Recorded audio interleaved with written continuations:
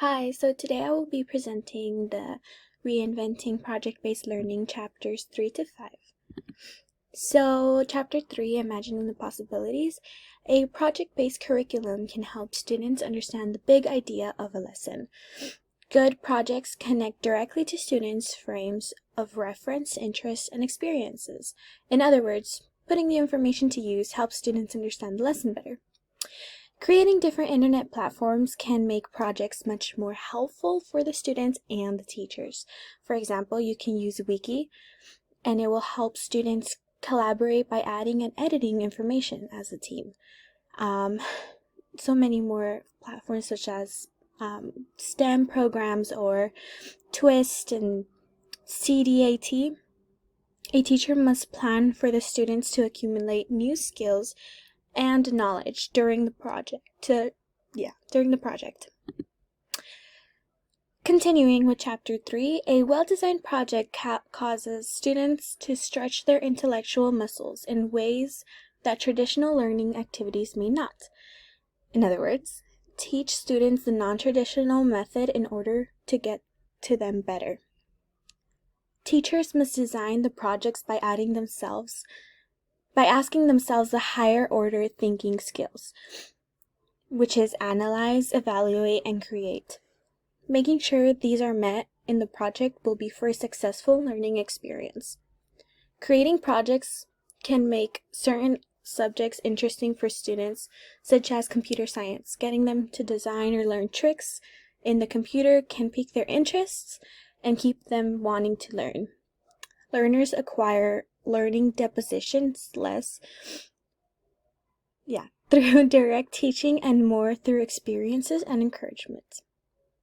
Lastly, a teacher must put themselves in the point of view of the students going through this project. Doing so will prevent unexpected results or flaws in the planning. Chapter 4, Strategies for Discovery. A reason for project-based learning is to encourage students to learn from their surroundings. Raise questions about what they are seeing in the world around them. Reviewing other project plans that have already been made and proven successful can help you create a new one, or it can be reused, but be careful. A great way to slowly bring technology to students is to incorporate it with traditional teaching methods. Slowly let them get the hang of it all. In order to pique interest of the students, one can start off with a very simple and general question to the students, and based off of that, the whole lesson can be created and better explained.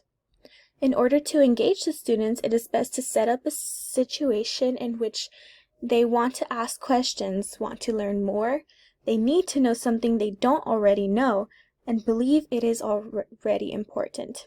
So in other words, just get them interested and wanting to learn about the subject. Strategies for discovery continuation.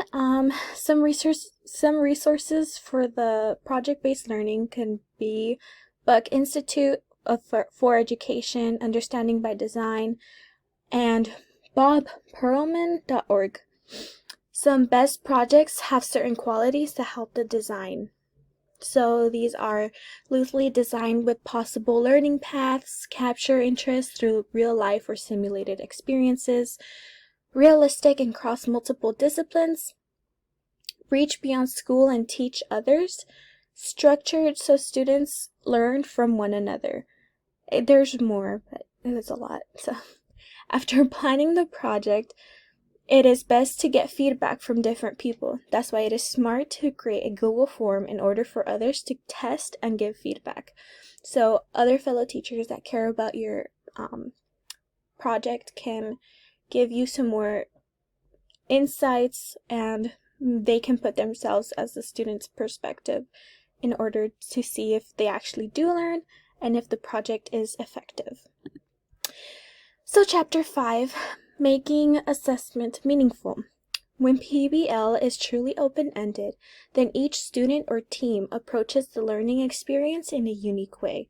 In other words, they each get their own learning experiences. They're all different, so each will get their own way. The more authentic and rigorous project the more the students will exceed academic expectations. In order to better test what students will learn and benefit themselves more from the project is determining what counts as evidence that learning is occurred. So in the book, there's figure 5.1, and it shows plan objectives first. Ask yourself, as a teacher, what will students learn through this project? Second, the evidence. Ask yourself, what would they need to determine to show they learned? And lastly, activities. What approaches might they take to go from not knowing to knowing? Each project must apply to the core standards of every school district has. Therefore, teachers typically use the same rubrics given to them, but alter it to fit the project. If there is not a rubric to work off of, then one must be drawn up from scratch. It must have 3 big categories, which is knowledge, skills, and process or depositions.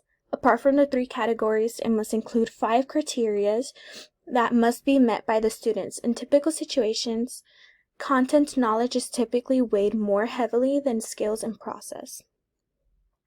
In order to test the knowledge of the students, they can be asked to create something new based on what they learned. They can make a real-world assessment, enter a contest, submit for a publication, or simply just ask what they learned, all depending on what the project was. Another way to formally test the students in order to see if they reach their personal goal and the teacher's planned goals.